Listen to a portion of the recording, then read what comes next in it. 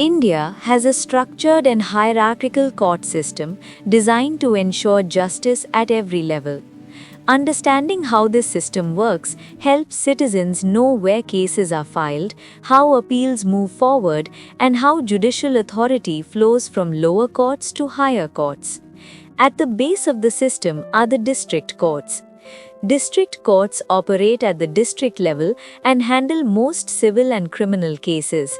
They are often the first point of entry into the judicial system for citizens. Each district has courts for civil disputes, criminal trials, family matters, and other specific issues. Above the district courts are the high courts. Each state, or sometimes multiple states together, has a high court. High courts supervise the functioning of all district courts within their jurisdiction. They hear appeals from lower courts and also have the power to issue writs for protection of fundamental rights. At the top of the Indian judicial system is the Supreme Court of India. The Supreme Court is the highest court in the country.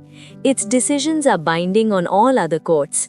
It hears appeals from high courts and also deals with constitutional matters, disputes between states, and cases of national importance. The Indian court system follows a principle called judicial hierarchy. This means lower courts must follow the legal interpretations and decisions made by higher courts. If a person is not satisfied with a district court judgment, they can appeal to the High Court.